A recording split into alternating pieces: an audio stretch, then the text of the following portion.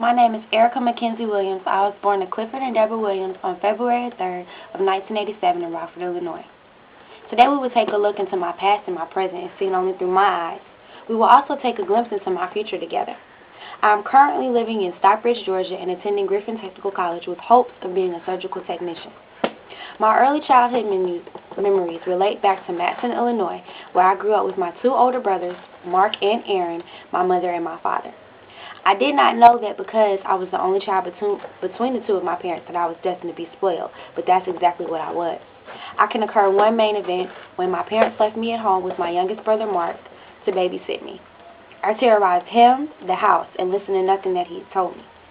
When my parents returned home, my brother decided to tell them what I had done. As punishment, they sent me to my room, but when I came out of my room and walked into my brother's room, as they asked me to, I found every toy a child my age would imagine.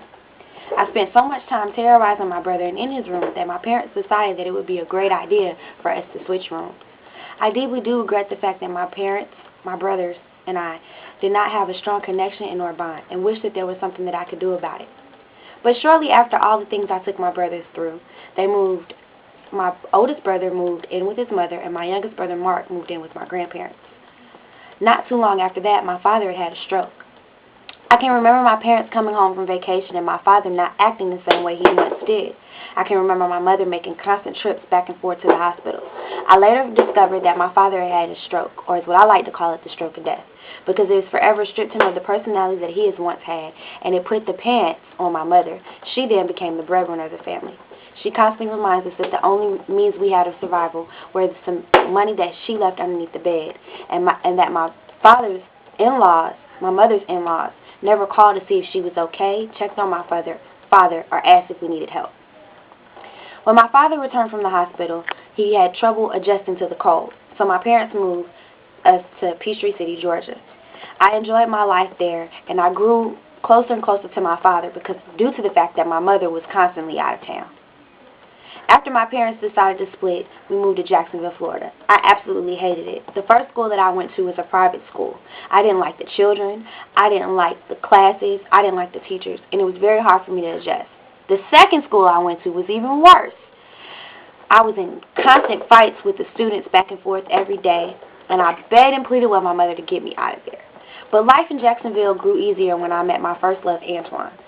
He was older than I was, and he was the first person that I really thought that I had feelings for, and I constantly had to help him with his financial difficulties.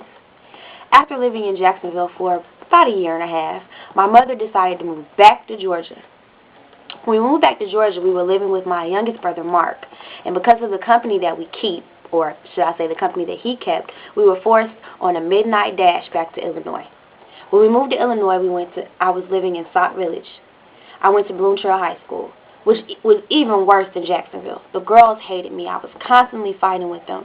And life at Bloom Trail was absolutely hell. That wasn't until I met my best friend, Erica Gordon. She taught me many things: responsibility, self-worship, just things about life that I didn't understand and didn't come to understand until I had met her. I'm very happy that she was a part of my life, and she has molded me into the adult that I am now. After living in Illinois for only about 2 years, we decided to move back to Georgia, where I reside in Stockbridge.